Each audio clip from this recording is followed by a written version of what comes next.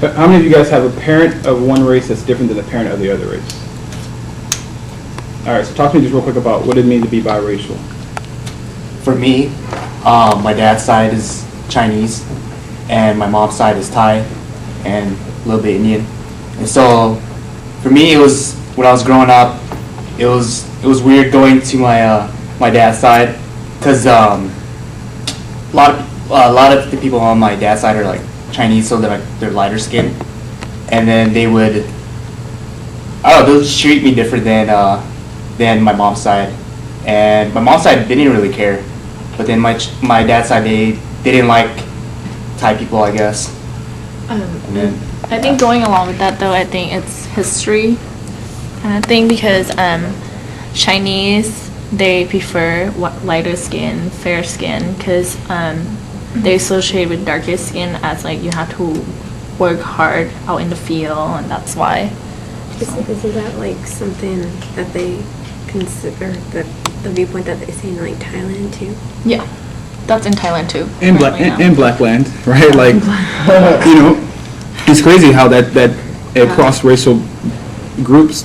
I imagine even in Filipinos do too. yeah, in Latinos, like that they associate lighter skinned Hispanics, like people from Spain, as being a higher class, and people who are dark skinned, and they, you know, if you're Hispanic, they call you Mexican, even though you could be from Spain or from Brazil or anything else. So I just want to add that part in. But yeah, anybody else about what it means to be biracial and having to choose? Do you have to choose a group, or what does that mean? Yeah, well, I'm multiracial, so German, Chamorro, and Spanish, and it's hard because a lot of people, once they see me, they categorize me as Asian or Mexican because they're used to seeing like those people around, and it's like, oh, there's another group too. There's Pacific Islanders, and you know, I don't know if Spaniards are like classified in the Latino group or something, but people tend to say that, you know, I look Mexican or I look Filipino or whatever, like different Asian race or something, and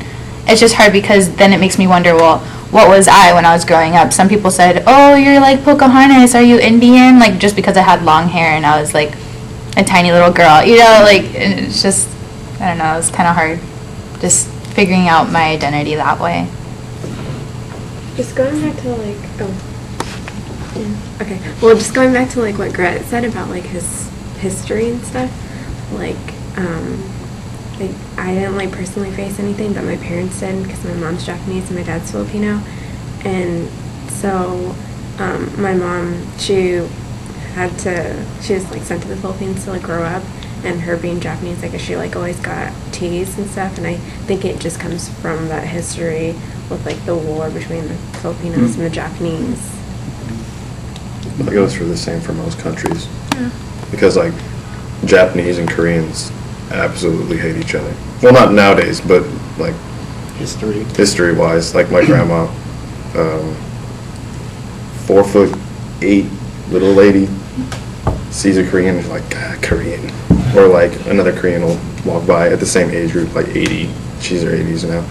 I'm like, Jap kind of thing. Like, it's just like this built history between like the two countries and whatnot, from, you know, past like wars, everything like that. What do you think? I was just thinking that like sometimes it's not even so much outside as it is internally with, you know, your family and things like that. So myself being African American and Hispanic, it's like, you know, your black relatives don't see you as black because you're not 100% black, and your Hispanic relatives don't see you as, you know, Mexican or Hispanic because like you're black and you have, you know, you don't speak the language, and so it's one of those things that people want to classify you and place you into the extremes, but in reality that's not what this world is like. That's not what America is like. And as time continues, we will have less and less pure whites or 100% African Americans, and everybody's become multiracial because that's what our community's like. So, if two questions real quick. If you guys were like, say, okay, it's you guys' job to go make sure everyone on this campus is not racist, right? Or gets an open mind. Like, how would you even approach making people understand where you all are coming from? That not everyone does things based on their ethnicity or their gender or their sexual identity. How do you, like, what would be the first step to even, like, spread the good news, you know? I think a caucus. Oh, sorry. I think a caucus would be good because, like, from that, everybody could just like say their opinions on what they like, currently know about races and stuff, and then like from that, I could build on to like people letting others know like what or how to eliminate those like stereotypes. So, what are you gonna say, Anthony? I was just thinking that it's one of those things where you speak about your own experience, and then the other thing was that you have to be careful, because if you go up there and if I were to start saying, you know, black people are, you know, this is what you have to do, this is how you treat black people, this is how you show them respect, it can be very ineffective, because being a black person, it's me defending my race. It is this thing where you're black, you have to defend your race. It's just like people just assuming, right? But we start becoming, we start reaching more as a society and as a campus when we go from, you know, me defending black, me defending Mexican, which are my own race, to me supporting everybody, me helping fight everybody. You know, King said injustice anywhere is a threat to justice everywhere. And so if you really truly care about equality, it's not about your race, it's not about bringing your race up, it's about bringing everybody's race up. And this idea of diversity and us all working together is really the most important issue that we face in America on this campus, because relatively we have to work with each other on a daily basis, and race is one of the first things we notice when we meet people. Like, name an identity that you dislike about your own identity, right, or stereotype. And you stepped up for black folks, not being black.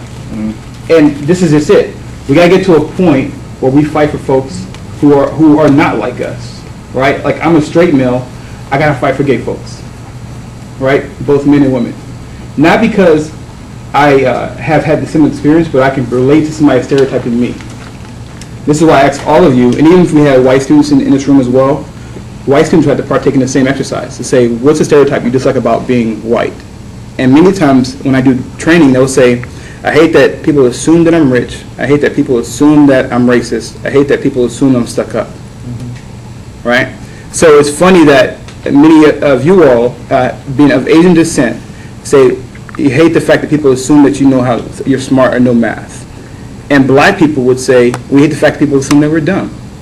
It's a trip how these are all stereotypes based on somebody else telling us how we are based on their limited experience, right? Very, very limited experience. So here's the deal. Each one of you has the ability to feel what the other person's feeling because you felt it before, even though it's a different feeling, right? I know what it feels like to be stereotyped based on my being black, but I'm not a woman. But I know that you know what it feels like to be stereotyped based on being a female. So I have to reach out for you and look out for you if someone is sexist towards you because of your gender. Not because I know what it like to be a woman, but because I know what it feels like to be stereotyped. That's the role each one of us has to play on this campus, is that we got to look out for other people who are not like us. And we have the ability to do it because we know what it feels like for somebody to put a tag on us without really knowing us. Last question, why do you think it's so uncomfortable to talk about race? Like, why does it bring the mood down so much? Anybody? People get offended. People get afraid to talk about other people's race because they're afraid of like backlash from other people. You know, that's just one of the things that I see oftentimes. Like it's hard to talk about race. Like, you know, I've gone through these struggles, but then the other person might say like, well, I've gone through those struggles too, kind of thing. It's an uncomfortable conversation to have for most people because they're not comfortable talking about themselves or other races for that matter. Who feels tense, nervous, or emotional right now talking about race? Right, as we're talking about right now, and it's okay to say this, right? Who feels like a little bit of like anxiety or any type of like heart beating, right? It's okay. I just pause and I mean I get nervous because I don't know what to say. Like I know I think about it a lot, like wherever I go, but then it's just like when it comes to the time when I have to say something, I feel like I don't say the right things. I would feel that it's not just individuals. It's the way that this society, America, has been structured, and the way we teach, our citizens. And it's this idea that we don't want to talk about race in America. We want to ignore it. We want to pretend like we're colorblind and say that, we're in a post-racial society, we have a black president, and that is totally irrelevant, because it's the fact that, we are a multiracial community, and we are surrounded by race every day. And so I think it's just the history of America, whether it's laws, acts, all kinds of legislation that have been placed on different races, and it's like we just don't talk about it, right? And so it's much bigger than just individuals. It's structural. Like if I walk into a club, it's all white females. Or it just says all white people. I automatically get a little nervous. Just not sure if I'm invited, right? And I don't know, so I'm asking, is that the same case for you all as well? If it's you walk into a room, it could be male, female, it doesn't matter. But if everyone in there is different than you, do you get that same feeling?